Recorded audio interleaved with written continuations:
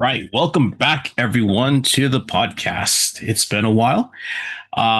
Whew, Al, what the heck happened? I don't know. Last week we were talking about demonstrations in LA, and now we're on the cusp of World War III again. So I don't know, man. I don't know. Maybe is something in the water or what? I don't know what's going on, man. Honestly, every week we do this, man. I look back at some of our previous episodes, and I'm like, I would take, I would take March or February over where we're at now. I don't know how we got here, to be honest, but If we were betting people, I think we would have been $1 billion richer by now. absolutely, absolutely. It wasn't on my disaster bingo, nuclear strikes on Iran. Um, yeah, that wasn't really on my bingo card, so that one came out of nowhere. Well, I mean, global politics aside and everything, it's just been ooh, just been all over the place. Even in the cyber world, it's just been Yeah, absolutely crazy. cyber. It's like the whole world decided last Friday we're gonna collectively lose our minds. We are just gonna go. We're gonna go all in on this, like cyber attacks, multiple cyber attacks last week. Oh man. Well, anyways, everyone, welcome to the podcast. That's Al. I'm Josh. Each week we get together and we talk about something in the world of security and public safety, whether it be cybersecurity, whether it be physical security, operational security, national security, or something in between. And the goal is always to talk about the risks and considerations. How do we manage, mitigate, or maybe just avoid it, um, if and where possible. So, anyways, welcome to the episode. Today's episode is probably gonna make your head spin. It's already made mine spin several times, and also made me a little hungry too. But whew, Al, where do you want to start off today? Well, we had several cyber attacks, several breaches, several token access tokens theft. Um, you know, it's I I don't know why. I don't know. Again, this seemed we talked about this back in December of last year with targeting of UHC's CEO in an active shooter event, and I think people are aware of that, the assassination of the CEO. But it seems like between that event and some of the fallout from the fires in Los Angeles, with Palisades Fire, and the way insurance companies approach that, it really seems like the insurance industry is being targeted for a lot of, and I say the insurance industry, it's a big industry, but insurance companies in general seem to be a massive target here. And I think this week showed that with several of the insurance companies being hacked. Yeah. So, for those of you who aren't familiar with the insurance industry, most people don't understand that insurance companies are really just giant banks.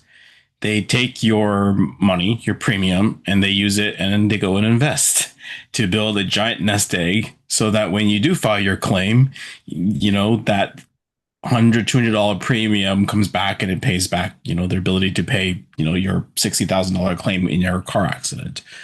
And they use that collective force of, everyone coming together so that they can make those strategic investments. And, I think the fun part in this is that, well, it's not just a insurance company. It's not two insurance company.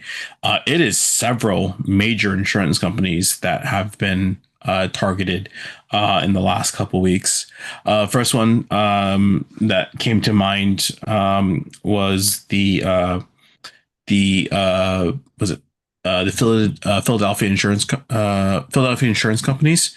Um, it's a member of the Tokyo Marine Group, and so that's a pretty big network, if I remember correctly, of insurance companies that work together. So them coming down is pretty significant. I believe they specialize in workers' comp, if I remember.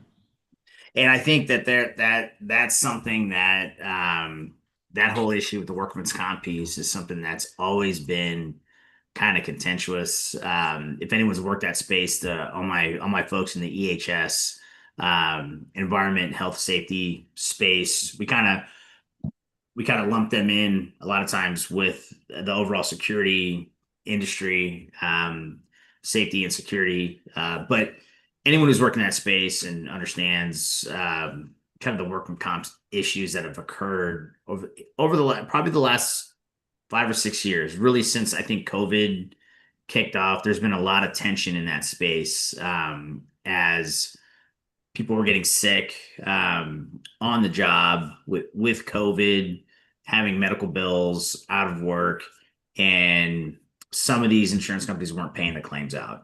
So there's been tension there, and there tends to be tension there, just due to the nature of the process. I mean, somebody gets hurt on the job, specifically skilled labor, at a work site or a job, and there's clearly an injury that's suffered. There's a process, they got to get treatment. They got to get treatment quickly. And then, so these are different in the sense of like the work has already been done, the medical procedures have already been completed, and now there's bills that have to be paid, right? And then a lot of times the bills either don't get fully compensated. There's issues with who's at fault. Is it the employer? Is it the work site? Was it the construction company? Who like who's at fault? That usually takes an investigation, and it usually takes some time to figure out who's actually going to pay it. Unfortunately, this individual who was injured is sitting there waiting, and these bills are stacking up. So as you can imagine, scale that over, multiple, hundreds of thousands, millions of skilled labor workers. There's tension there when things don't get paid out on time, right? Right. And so, it now we're starting to see some what looks like retaliation for whatever reason, right? We can't claim that it's blue collar or not blue collar, skilled labor workers who are doing that. But I mean, clearly there's not a lot of love for insurance companies at the moment. And we talked about this too right after the assassination. The comments from the general community were not favorable about either UHC or the CEO, right? Yeah. And so that we understand that there's a negative attitude towards insurance companies in general right now. Well, it means not just that. I mean, we can take a look at the other companies that have also been, compromised as of late. So, for example, Scania, which is a major Swedish manufacturer of heavy trucks and buses and uh, industrial equipment. Probably not as familiar here in the U.S., but for those of you who are familiar, it's a very big brand, an iconic brand too, in Europe. But they had an incident too with their insurance unit too as well. And if you think Scania is nothing, and they're part of the Volkswagen automotive group too as well. So it's not anybody; it is actually somebody very significant, and it's not just VW, Aldi, Bugatti. It's all under that roof basically. You also had Erie Insurance and Erie Indemnity over the July 6th, I think, July 7th. Yeah. They also had an incident too as well. So they also do property and casualty insurance, and there's probably over 6 million policyholders there, and they do auto, home, life, business insurance policies through various insurance agencies. And then, of course, my favorite. Everyone knows this company because of its infamous duck. And today's June 20th. It is Aflac. Aflac also had an incident as well. So there's lots going on in that just space in the insurance companies.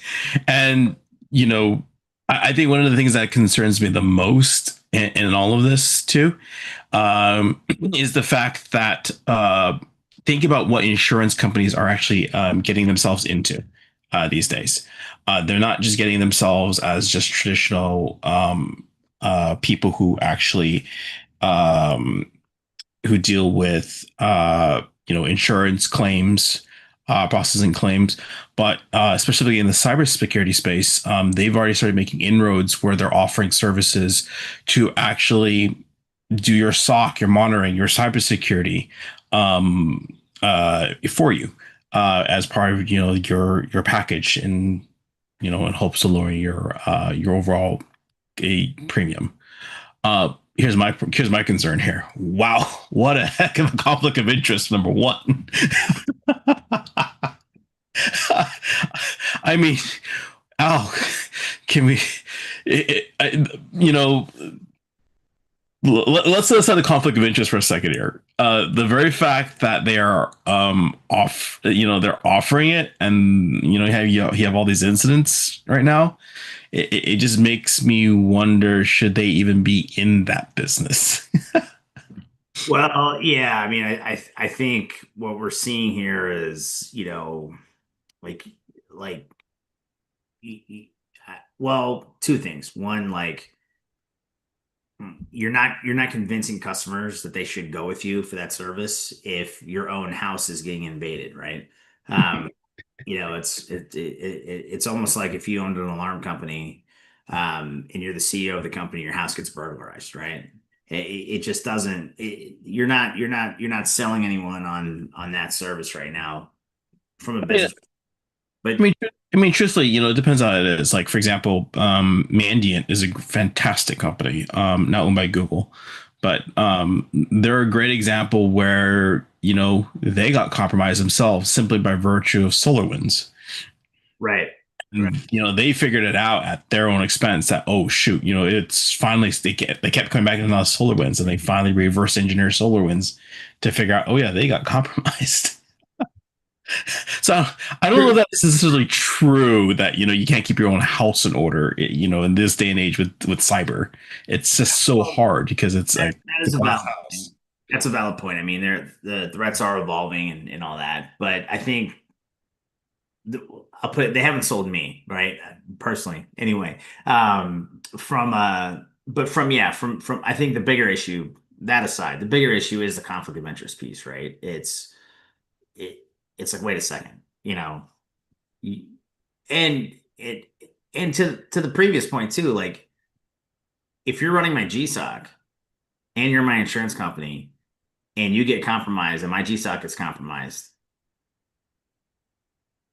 what's up with my claim? Are you gonna give me a reimbursement? Are you gonna pay my claim out? Like how's this gonna work, right? So this is one of those, and then there's indemnity clauses, right? So it's almost like, wait a second, did you indemnify yourself from something that happened to my business based on your bad service, right?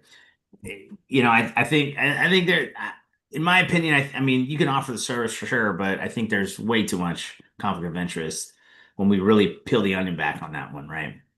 Um, so yeah, not a fan personally, not a fan.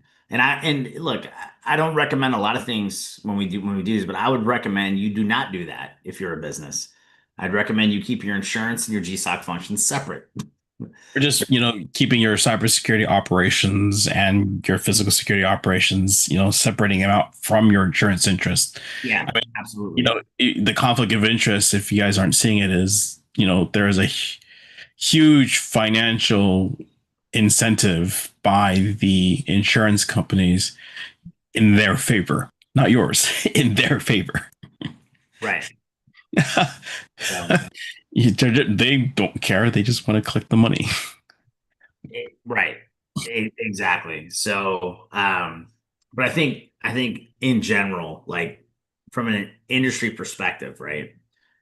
It If you're in that industry, and we all know people, we know security professionals that are working with those customers, in the insurance field.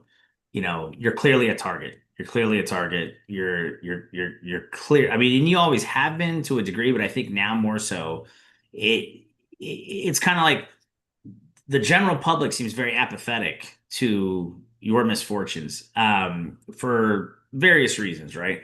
However, I think we all collectively got to look at this as well, though. The general public is also the ones who, pay for this in the long term, right? If all the insurance companies implode, now and we become, an uninsurable market, well, then we're all coming out of pocket, right? So it's not necessarily, there's bigger picture implications here. And I'm not telling anyone that you need to go hug your insurance agent and like them and all that. No, I'm not saying that. What I am saying is, while insurance can be, you know, not always fun to deal with, and it's not always fun to pay the bill, they do provide a necessary service. So when things do go sideways, you're not your business isn't completely shut down. You can actually recover, and we do have to not acknowledge that, right? And so attacks on that industry, whether cyber or physical, um, do have long-lasting effects and impacts to the end user, the end consumer. So I think we have our top tip for the week here. hug your insurance agent, right? Yeah. Exactly. But, but again, I think we all collectively have to look at this like, what are the impacts of the business, right? Well, higher premiums don't benefit any of us, none of us, right?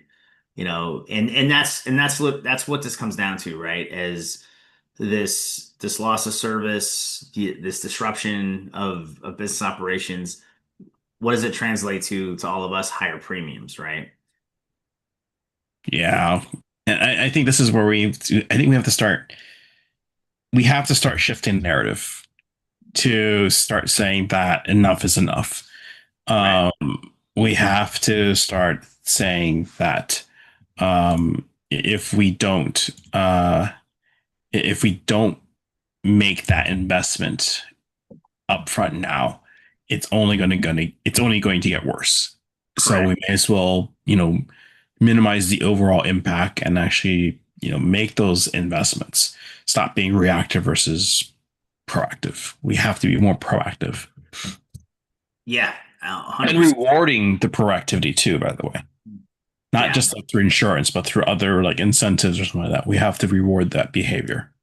absolutely. Yeah, and I think that's, imagine if the community, I mean, and here's how I'll flip it on the community a little bit. Imagine if the community, you know, through their dislike of the insurance industry in general, um, found a way to proactively find these threats and mitigate them, which then resulted in lower premiums for everybody. You know what I mean? Well, I think that's kind of the goal, if you think about it too. If you take Absolutely. reasonable um, measures to manage your risk, you are effectively lowering your dependency on those insurance companies, which is you're transferring that power away from them and putting it back to where it actually needs to be. It's with you. But if we all constantly transfer our risks to the insurance companies by virtue of, the money, keep in mind, they may do it, but at the end of the day, when there's an incident and they come back and look at your claims form and everything like that, they may just find something that says, yeah, nope, we're not going to pay out this claim. And, I think people forget that the insurance companies don't work for you. They work for themselves first. Their priorities are their interests, not They're your bus- interests. yeah, they're businesses. Yeah, And businesses have to make money, right? And you exactly. and I both understand. I mean, I think most people understand that. Like, they've got to make money. I mean, they're not in this as a charity case, and we understand that. But we also understand that, like, because they have to make money, every time they lose money or every time they're dealing with additional costs, we ultimately end up getting passed on to the end user, right? And Yep. so, how do we all benefit from that? Proactive security posture that you mentioned, well, we help lower premiums and, to your point, more control back to the end user, right? Less dependency on insurance for business resiliency purposes and other things. So so yeah. Now we also had, was it 16 billion access tokens stolen? 16 billion usernames and passwords have been published. And my reaction was lions, tigers, and bears. Oh my. So just some basic math for everyone. 16 billion with a B. That's basically like twice the amount of people on the planet right now. Um, so that's enough data for, two sets of data for every person on the planet right now. Yeah, Um, two creds for every person, literally. so that is a massive, massive leak, massive, massive breach right there.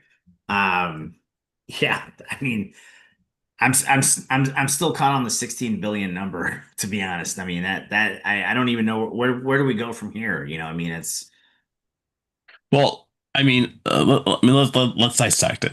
Okay. It is 16 billion passwords to various major high value platforms too. So you're talking about Google accounts, Apple accounts, Facebook accounts, and maybe any other number of services too. That is astounding. It is, and I think one individual said, this is literally a blueprint for mass exploitation.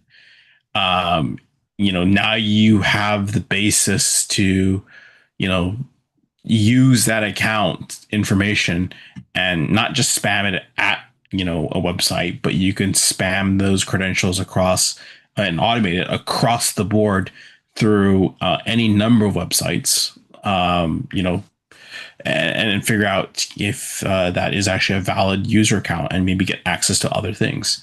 So now you have the ability to, maybe you use the same username and password for a Facebook account, but no one knew you also used it for your Gmail. They gave you Gmail. Well, now they have everything in your Gmail account.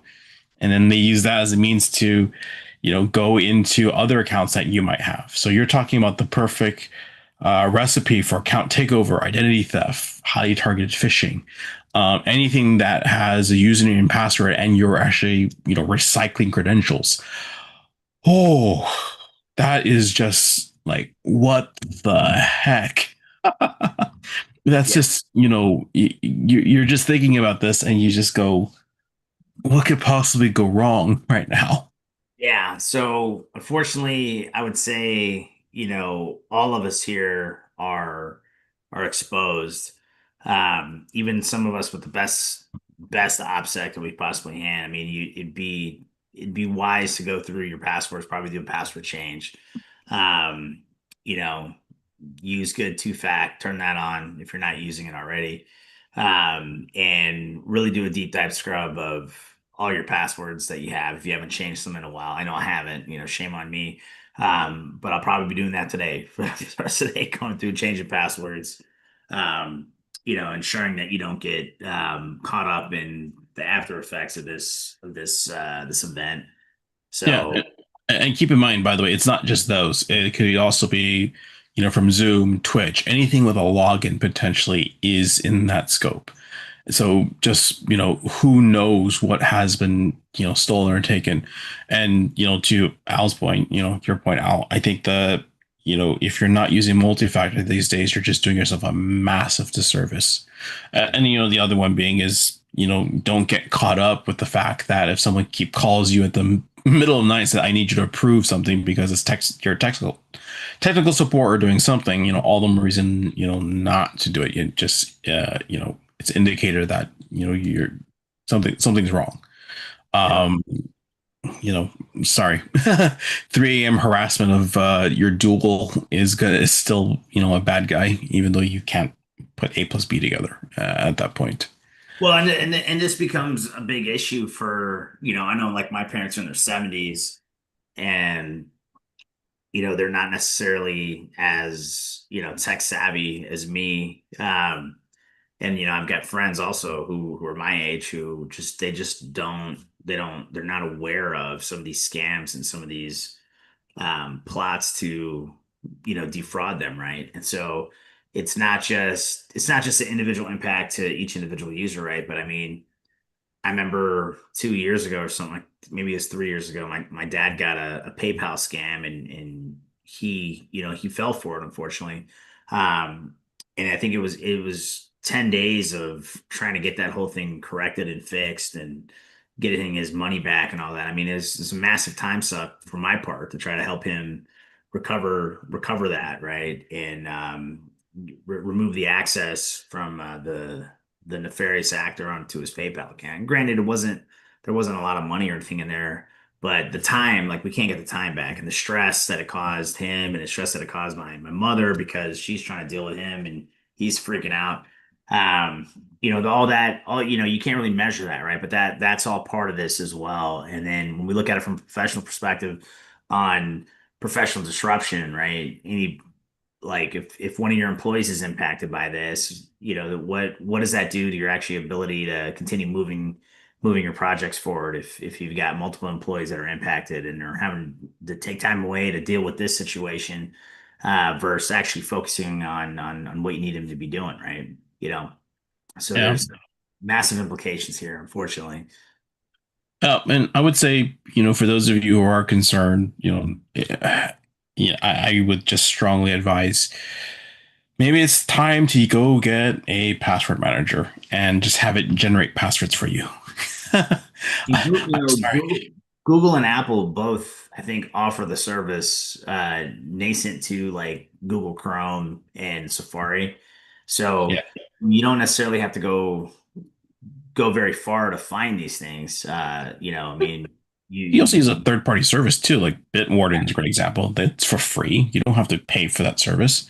right. And they encrypt the passwords, and there's a Cloud Vault too, so you can just download the app, sync it, and you can go across your devices. It's there. I use it. Um, but I think the main point is that start using those. Like we have KeePass here too as well. We have different password vaults for different things. So you know depends on what you want to use it for. But I would say in this day and age, you're just better off just using a password vault, just generating a password, and then pray that we get rid of passwords at some point. Like Microsoft and is starting to try to eliminate passwords as fast as they can and try to encourage you to use passkeys. Right, is a great example. Yep. Yep. But I'm just thinking like, the amount of people who don't realize, and I call these nexus points, but there are commonalities where certain pieces of data all hit a certain concentration point, and in most cases, is actually a good example of the nexus point is people's emails because they have everything from your Amazon to your Netflix credentials to your, uh, you know, God knows what else you do, shopping for, Kroger's or Safeway. But you have all these, commonality points. And once you hit those, core points, it actually would allow you to get access to, God knows what else you have in there. Yeah, exactly. And then there's the other aspects of this is, taking just collating all that information together, right? And then doing even bigger scams, identity theft, and there's the mortgage scam that's going on right now. What's been going on for a while, but it's really been an uptick in that, from my understanding. Um, and so, it's important to understand the financial implications as well. Like, the banks, the big banks and the credit card companies, they're raising interest rates, right? Interest rates are, not the Fed, but the actual banks have. I don't think we've seen interest rates on credit cards this high ever. I think high credit right now is getting you 20% on cards, which is insane, in my opinion. I had no credit back in 1999, and I got a 5% interest rate with on a credit card with no credit. Now, if you're running a high 750s to 800s, you're getting 20%. Seems a little skewed, but my and the reason I bring that up though is, that's a financial drain on you if somebody opens up multiple accounts under your name because they have access to your information, right? or if they take out a personal loan at, I think the personal loan rates right now, it's running between 11 and 13% for, average credit. You might get below 10 if you have high credit. Good luck. But, I mean, again, this is all stuff that you don't want to have to deal with if you don't have to. Yeah, that's the fun part about all this. Um, gosh, it just Yeah. makes you kind of go, what could possibly go wrong? Right, right. Now we had an interesting weekend, right? So kind of dovetailing off our podcast last week where we had demonstrations in Los Angeles, and we had, when we had initially broadcast the podcast, Marines hadn't been deployed yet. So since then, we've had Marines deployed to Los Angeles. Um, we've had demonstrations, by and large, mostly peaceful. There have been some incidences which the media has covered quite a bit, burning of vehicles and things like that. And there's been a lot of arrests for said troublemakers.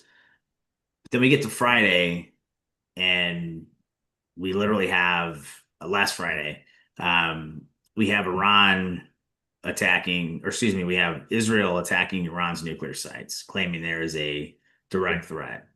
Um, Saturday, we have massive protests in the United States, no King's protests.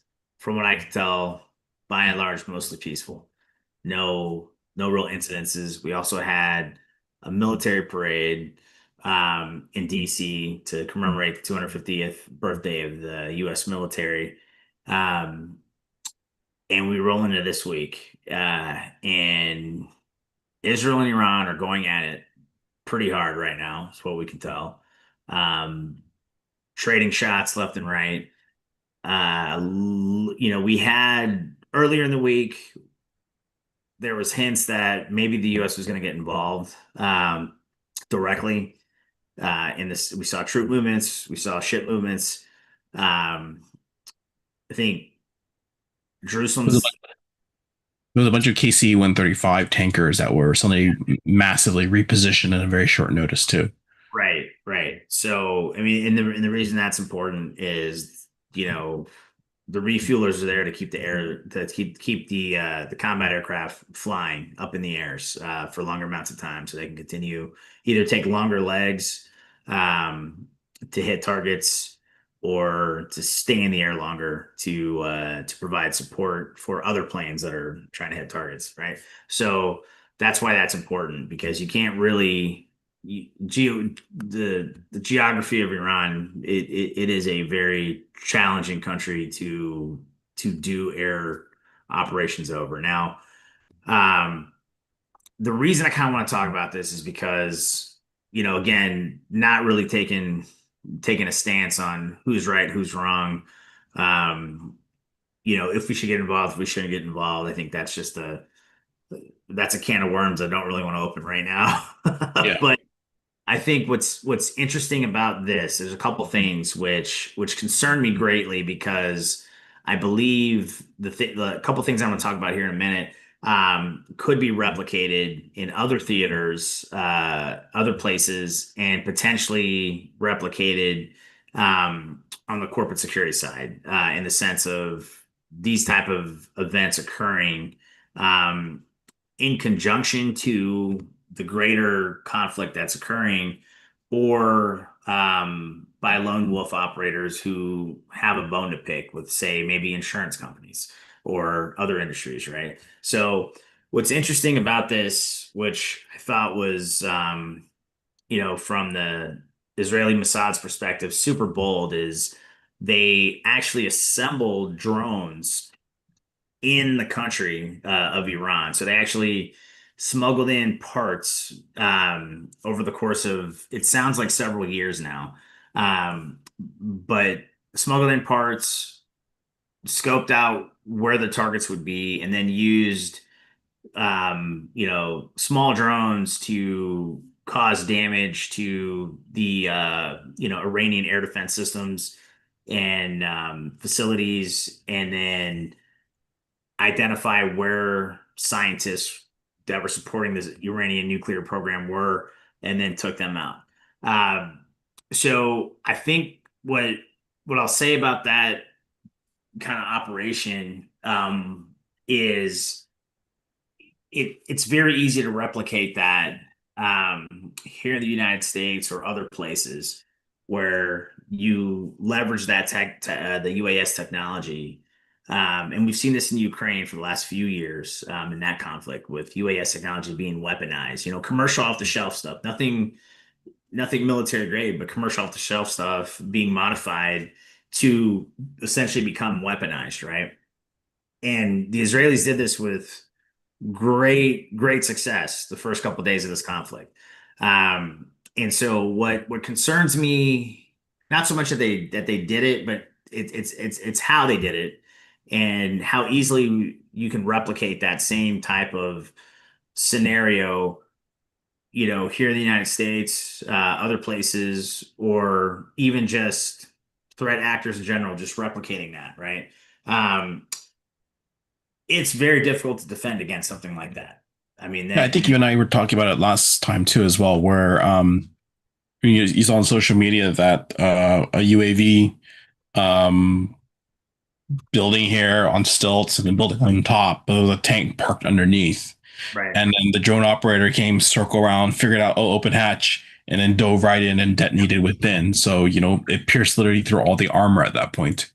Like, Yeah, the armor meant nothing at that point. It actually just made a bigger boom because, I can nerd out on the explosion piece, but the point is, armor meant nothing. Once the boomstick is inside the tank, it's game over. yeah, So, it's um, like the soft underbelly of a turtle. right, exactly. And so, but either way, I think what also kind of concerns me is so both parties, Iran and Israel, they're now targeting science personnel, right? And Israel's done this in the past, and they've kind of got a pass on it. Um, I'm not a big fan of this because I think it opens up it opens up something that I don't know if the world is prepared to defend against, and that's um, and when you consider, the space that we're at right now in the United States with AI researchers, and I'll just call this out. In again, but I think it's important to call this out. But we do have a lot of business leaders in the United States who are Jewish, right? And who are pro-Israel, and they're very vocal about that. There's nothing wrong with that. It's their right to do that, and I'm not criticizing that at all. What I am saying though is, do threat groups now take that as vocal support for Israel, as now you're a legitimate target? You assassinated Iranian scientists. You're a business leader. You're a researcher. You're, somebody who works in tech or defense tech, and you're vocally proclaiming your support for the country that just bombed our nuclear facilities, are being Iran, not me personally, but just trying to make this all make sense. Do these people now become targets by proxies such as Hezbollah, Hamas, other proxies that are operating in the United States as sleeper cells? That's what concerns me a lot about this, is that should this conflict continue to escalate, I mean, I think the FBI, there was an article today, the FBI has increased surveillance of suspected or known sleeper cells that are operating in the United States. Does that now become the new normal here in the United States, where um, companies associated with, or not, I shouldn't say countries, but people's vocal support of a conflict, not in the United States, does that now make them legitimate targets for these sleeper cells?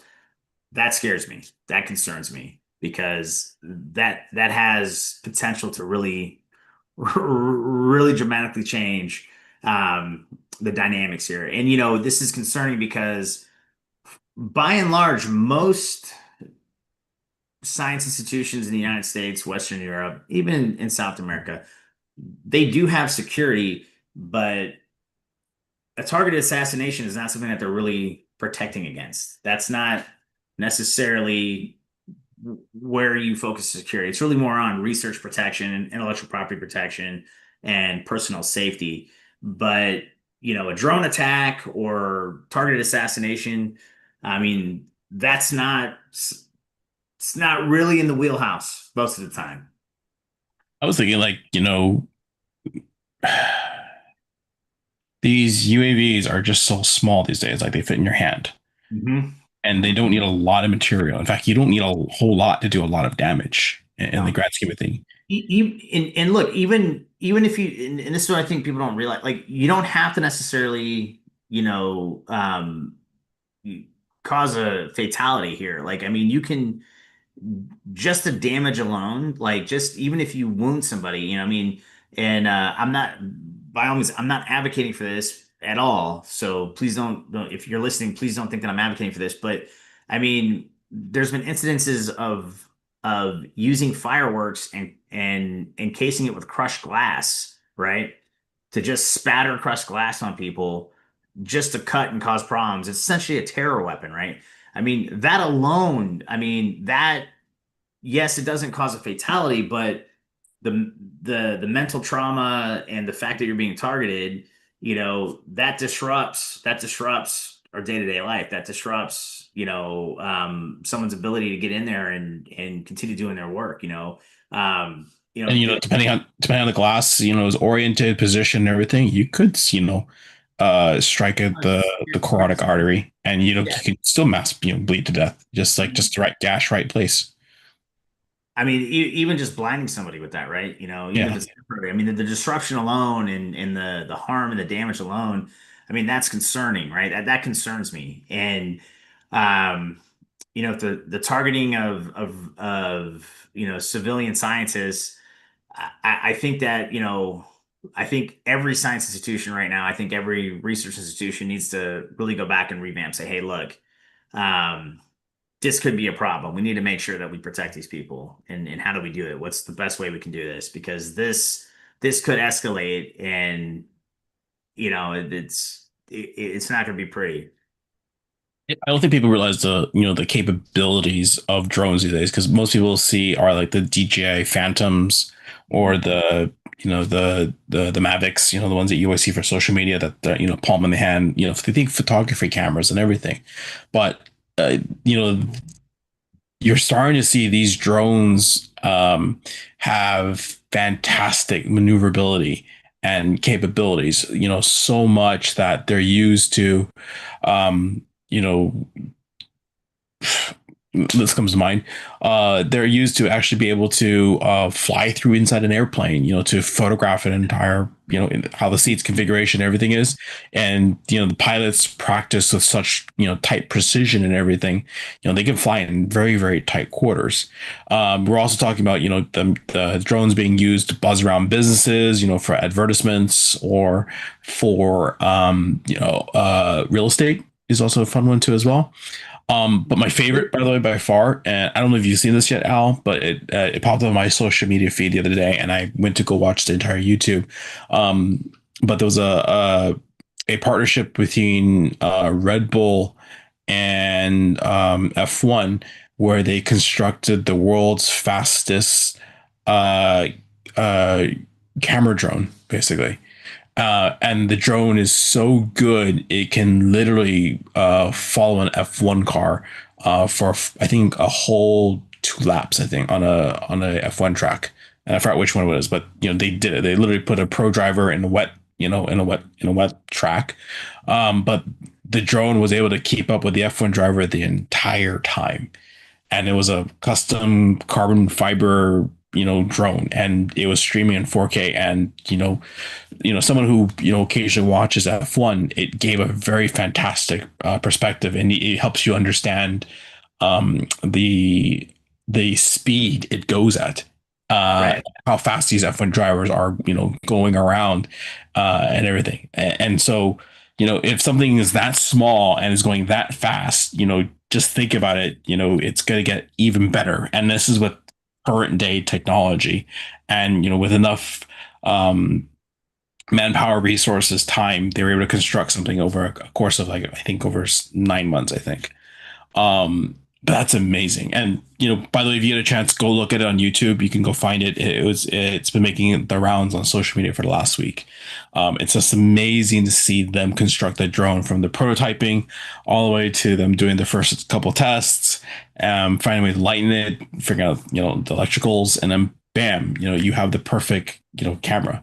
And if they can do that kind of iteration that quick, think about the necessities and the things that needs to be done to convert something like that into a weapon for war. And I think Ukraine, probably right now is Ukraine and Russia, I'll say, are probably the leaders right now in drone attack warfare. Yeah, I would agree with that. I mean, and I think it was either last week or the week before Ukraine executed a massive attack on Russian strategic bombers on their airfield, all done by UAS, drones. And they also designed a custom transport carrier too, by the way, too. Yep. That So bypass Russian security too. right. And so, this unfortunately, this technology is out there, right? And I think I hope to God that cooler heads prevail here and this conflict will simmer down. But unfortunately, you know, what we've seen in many of these conflicts over the last 4 years throughout the globe, even India and Pakistan a few weeks ago, that we're going at it, is the technology is scaling rapidly. There seems to be a complete disregard for um, civilian casualties or collateral damage. In Ukraine, even in the India-Pakistan event, which thankfully it's simmered down, and now Iran and Israel going at it. Um, we're seeing deliberate targeting of civilians, and unfortunately, I think that bleeds over to here at home in the United States, especially in our professional class. You know, are they now targeted to prevent capabilities or associations? Does our population become the soft target based on associations with other conflicts? And I think that's a big concern of mine. And that's something that I think we all collectively have to figure out. You know, um, how do we defend against that, right? Because in the United States, as we've seen over the last probably the last 2 years, you know, specifically in education institutions, you're going to have diverging views on several issues, whether it's DEI, whether it's Israel, Palestine, whether it's even politics, American politics, whether you lean left or you lean right, or even if you're in the middle. There's a lot of diverging views. But here in the US, we say that's fine. You can have your diverging views. You can say what you want, believe what you want. We should all be able to, attend the same education institution peacefully and all get educated and then move on and go to the next thing. And even in the workplace. But what we've been seeing over and over and over again is these tensions are simmering over, and these conflicts aren't even happening here in the United States. These are conflicts somewhere else in other parts of the world that are coming back. The tensions and animosity are being felt here in the U.S. And I mean, look, it's no secret. There's a lot of affinity towards Israel in the United States, and not a lot of affinity towards Iran, based on the history between the U.S. and Iran. However, there's also a very large Persian population here in the United States as well. And so, you know, we have to account for that, right? We have to account for, you know, how do we, how do we safeguard everybody and allow everybody to exercise their rights effectively, peacefully, and hope to God that events in other places don't boil over here in the US. So, you know, I hope we've learned from the last few years and realize we gotta tamp down on this and figure this out. And I would hate to I would it would just it'd be a complete security fail in my opinion if um our brain capital become is here in this country starts getting targeted for assassinations or physical harm. That would Well, I mean, be very detrimental. well, I think there's something to consider that, the tolerance level for dissenting views has been very low as of late. Yeah, absolutely. I'm not saying you have to agree with them. I'm just saying that the tolerance for, dissenting views is just very, very, very low. And those are two very fundamentally different things. It's, yeah. Well, Uh, and I think, from the security perspective, we have to be ready to address that, right? Both on the cyber realm and the physical realm.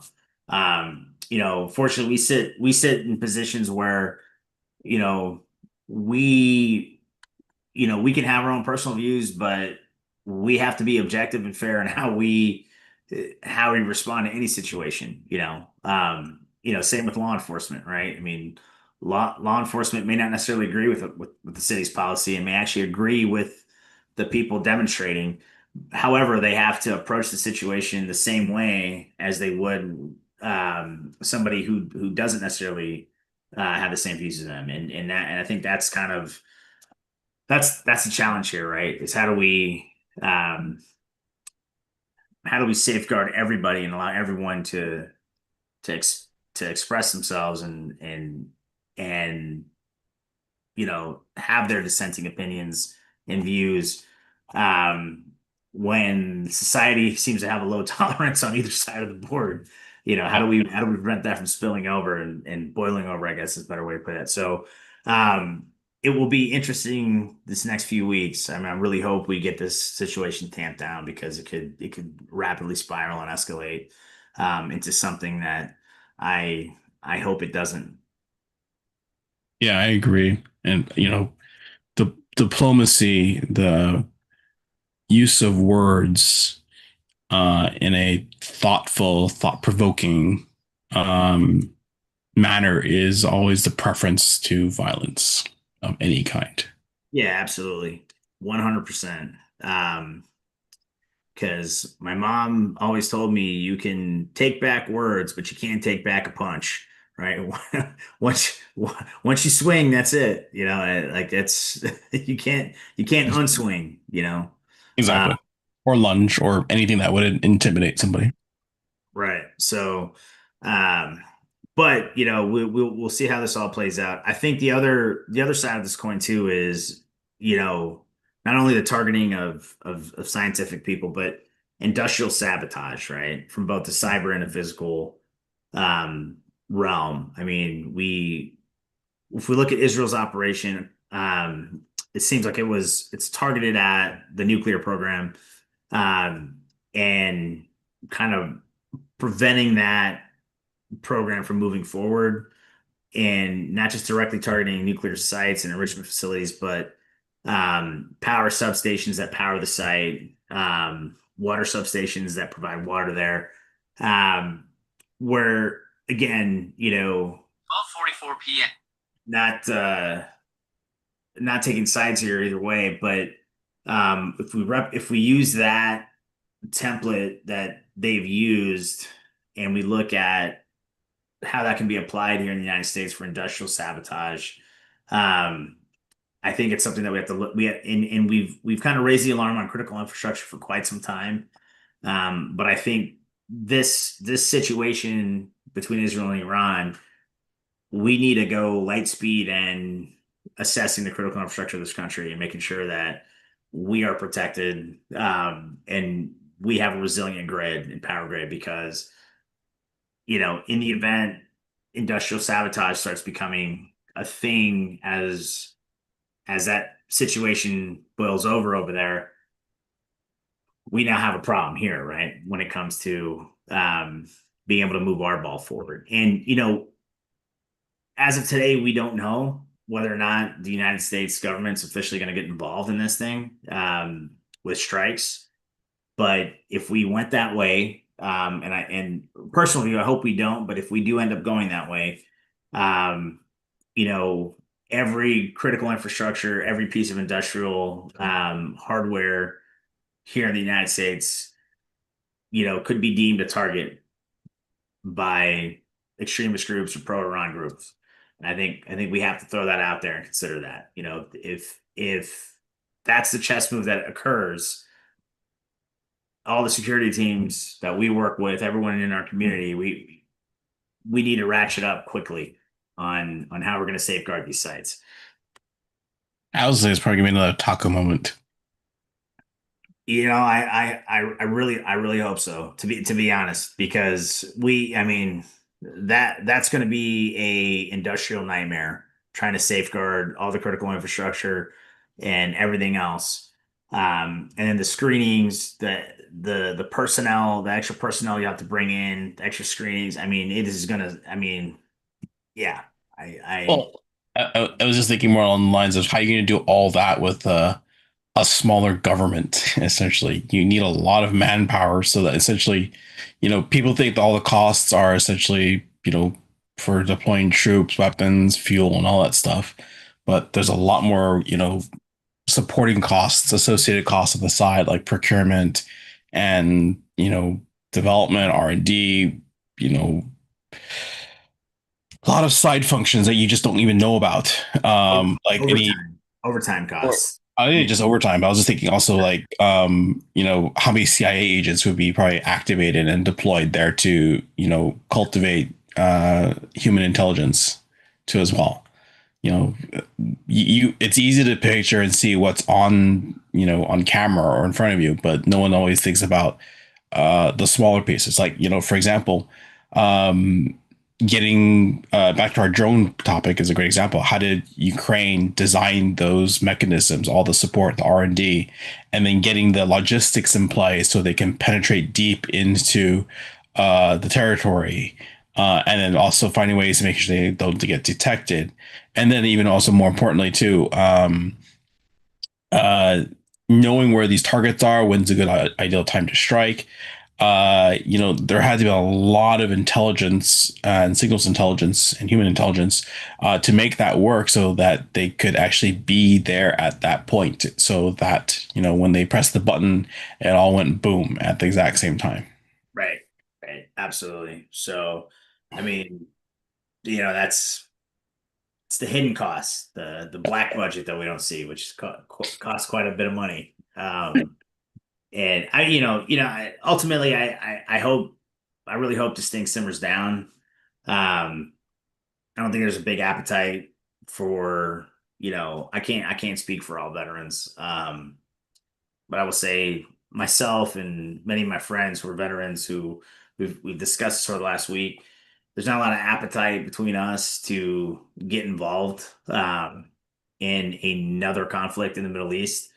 Um, you know, I think so. Like I said, I hope it simmers down, and I hope we can kind of cooler heads can prevail. We can peacefully resolve this and go back to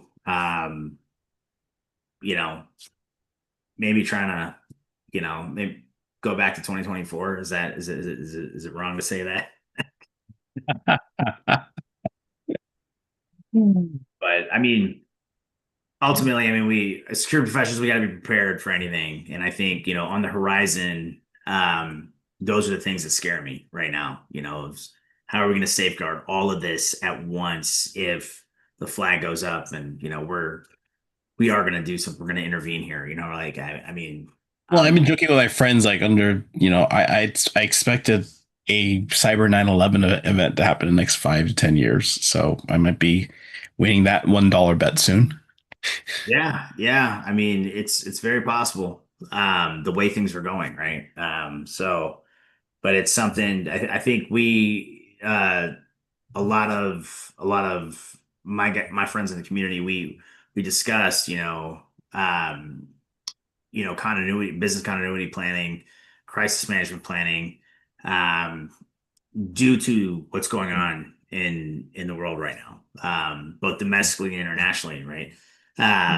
it is something that we were constantly talking about. We are going to be doing a lot more of these business continuity rehearsals and crisis action planning rehearsals because things have gotten so crazy. Um, you know, even another example of this, I was having lunch with friends in the Bay Area yesterday, and even with the ice raids, right, going on, there's been a lot of disruption, even with H-1Bs in the Bay Area. They're unable to travel to even Canada or Japan, Dublin, Ireland. Where a lot of for those of you guys who don't know, like big tech, typically we have there's offices in, you've got an Asia Pac office. Singapore, Tokyo tends to be the two big spots there. Um, Northern Ireland, Dublin typically is a big hotspot, big tech hub. London, big hub, and then in Canada, between Toronto and Vancouver, you've got quite a bit of tech development, research, and businesses launching there. Because of the current situation here in the U.S., I mean, we've been unable to get some of these very qualified, highly competent that have a citizenship status, H-1B, work visa, unable to let them leave the country and do things, right? So there is big disruption there, right? And when you consider when something happens in another country prior to 2025, you know, these H-1Bs would be given passes to go back home or whatever to handle business. There was an event and they could, freely come back and forth between the US and the home country without issue. That is no longer the case. And so when we look at what are the options here, right? Well, H-1B needs to get back home. Say there's a family emergency, say there's an event going on at home which requires their attention. They leave the country, and let's just say they're on like a 10-day PTO event. Now they can't get back in. They're going to be denied entry, right? What's a disruption in the workforce for that, right? We got to look at the crisis action planning and the business continuity planning. That is a big component of this, right now, right? So, um, and that's just one example that a lot of us are talking about. We're also looking, we mentioned the Israel Iran thing and targeting of specific personnel. That's another one, right? And then we have potentially, based on if this conflict escalates, what does that look like for fuel prices, right? What does that look like for our business operations when gas is 8, 9, 10?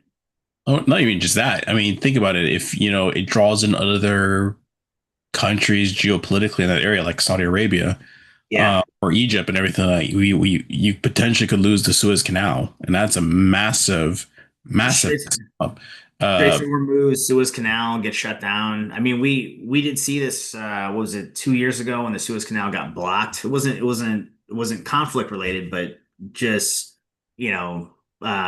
one of the ships blocked the Suez Canal. I mean, the disruption from that one event alone caused a ton of delays. Already strained supply chain was strained even more, right? And rerouting through the South China Sea. And look, what we're looking at is a world of bad options, right? If the Straits of Hormuz get shut down, the Suez Canal gets shut down, we have to reroute through the South China Sea. Well, the conflict, the kind of the brewing conflict between the People's Republic of China and the United States, and even the ASEAN countries down there in the South China Sea, that's not a good option either. I mean, we understand it's a transit point. A ton of product has to transit through there, but we that's take it for also not granted. We yeah, take it for granted. That's the problem. right. And then we know it's kind of been glossed over with recent events, but I mean, the Panama Canal issue is also an issue. So if you shut down the Straits of Hormuz, you shut down the Suez Canal, and there's conflict at the Panama Canal, and the South China Sea is crowded. we are looking at a very bad supply chain situation for everybody, right? Um, and so, I think it's incumbent that we look at all these issues and understand first, second, third order effects and how it can impact our businesses, how it can impact safety and security of our workforce, and we have to be prepared, right? Yeah. Yeah, and I think that's going to be the main, $1 million question.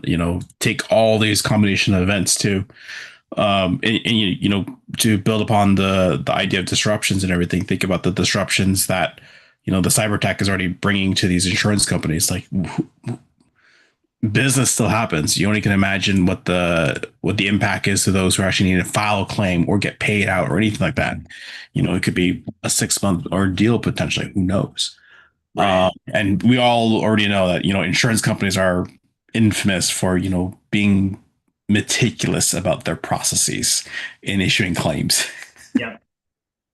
Well, when you consider like, how does this cascade, right? A supply chain fuel disruption cascades into something, which then cascades potentially to civil unrest. More demonstrations about the high gas prices, right?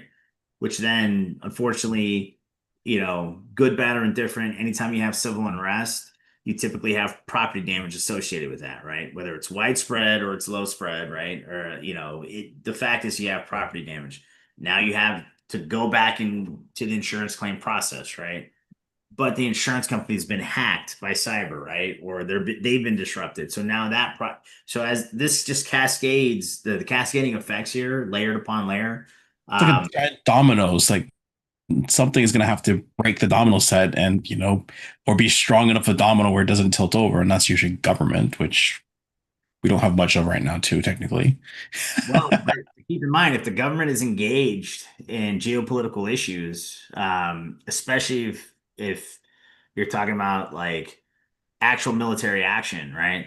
Um, how responsive is the government going to be, right? Not very. So, these events, the collective events over the last few weeks, I mean, they have the potential to really cascade layer and cause a ton of problems for all of us.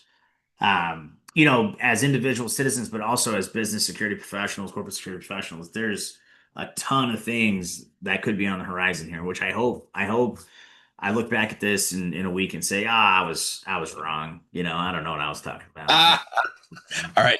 I'll bet $1 here right now for on behalf of everyone listening to the podcast, Hal, and we'll just say the famous magic words. What could possibly go wrong? I just hope I'm not looking back at this week and being like, man, I wish I was back in that week. Anyways, all right. Let's wrap up here and say final thoughts. What are your closing thoughts for the week? Yeah, my final thoughts are I think we are in unprecedented times. We're definitely charting new waters here. But I would say, um, Wait. Are we really invoking the so-called famous Chinese proverb, may you live in interesting times, on top of what could possibly go wrong? I think so. I think we are. Um, we definitely live in interesting times. I would like to quote, the greatest 20th century philosopher by the name of Spock and say, live long and prosper. I hope y'all do that. I hope y'all just live long and prosper. And all have great, long, wonderful, uneventful lives. But we know that's the likelihood of that is minimal. But so because of that, I would say now's a great time for all my friends at corporate security to really start preparing for that contingency planning, that crisis action plan, that business continuity plan. um we are in a very long period of uncertainty right now, and I think it's better to be prepared and have the team know what they're going to do in the event of an event, and then trying to figure it out when it happens, because it seems like whatever is going to happen, it's not when it rains, it's going to pour. It's not going to be a drizzle. It's going to be a torrential downpour, hurricane force winds. It's going to be insanity. And we all, the more preparation we have to keep the businesses moving and keep everybody safe, keep everyone aware, the better off we're going to be. Yeah. Um, I'm going to invoke Dwight D. Eisenhower this week and go, plans are useless, but planning is essential. Yeah. Yeah. I like it. I like it. Uh, Only because,